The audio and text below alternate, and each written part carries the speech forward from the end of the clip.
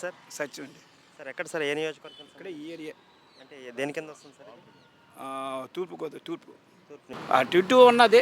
కానీ మరి కొద్దిగా మార్పు ఉంటే బాగుంటుందని కోరుకుంటున్నారు అందరు జనాలు. 70% టీడీపీకి ఎక్కువగా అవకాశాలు కనబడుతున్నాయి. అంటే ఈ దేని వల్ల అనేది ఇప్పుడు ఇక్కడ ఎంపీగా ఎవరు నిలబడుతున్నారు అవగాహన ఉందా? ఎంపీ భరత్ అండి.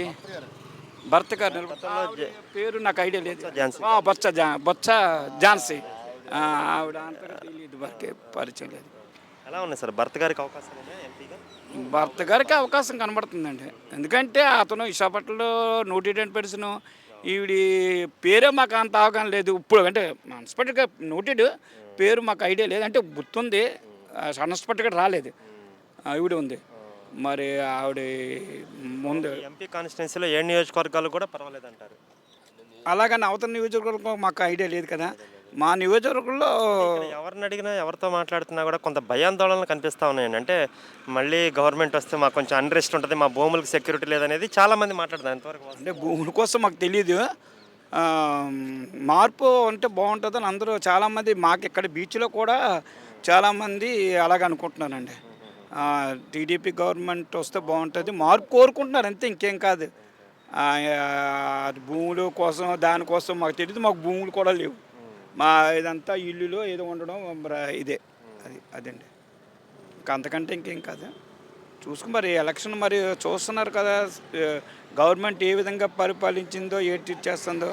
వాళ్ళ కుటుంబంలోనే వాళ్ళు మెయిన్ రివర్స్ అయిపోయారు. ఇంకా మెయిన్ అతనికి అది కూడా పెద్ద దెబ్బది. మరి ఇప్పుడు జగన్ గారు ఎంత ఫండ్స్ వేసినా ఎవరికి వేసినా సరే వాళ్ళు ఫ్యామిలీ అతన్ని ఏ విధంగా అంటుందో మీరు చూస్తున్నారు కదా, ఆ విధంగా ఉంటుంది. అదే అంటే ఇక్కడ మెయిన్ విశాఖపట్నం ఇక్కడ విశాఖపట్నంలో మెయిన్ అంటే ఎలగపూడి చాలా వ్యక్తిగతంగా మంచి, ఈ ఏరియా చాలామందికి హెల్ప్ చేసిన వ్యక్తి అండి. ఎలగపూడి గారు చాలా మంచి వ్యక్తి, చాలా హెల్ప్ చేసింది. ఎంవీవీ సత్యనారాయణ గారి కోసం మాకు ఎంపీగా చేసి కూడా మాకు తెలియదు, కానీ ఎలగపూడికి మాత్రం మా విశాఖ తూర్పుకి చాలా బాగా వర్కౌట్ చేసిన వ్యక్తి.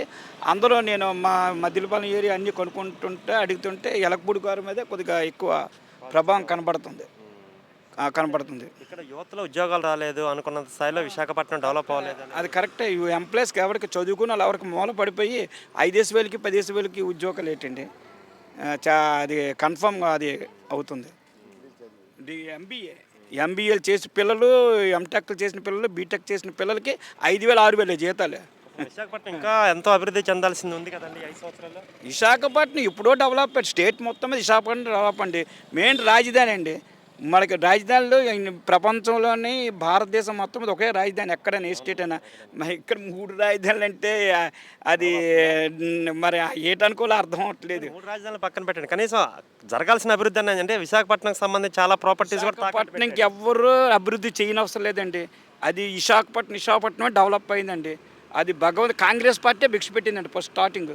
విశాఖపట్నం ఎందుకంటే పోర్ట్ ట్రస్ట్ అండి, అక్కడ షిప్ యార్డ్ అండి, అక్కడ స్టీల్ ప్లాంట్ అండి, ఇక్కడ ఇన్ని సంస్థలు అండి, టాప్ మోస్ట్ సంస్థలు ఉన్నాయి. కాబట్టి విశాఖపట్నం డెవలప్మెంట్ అండి.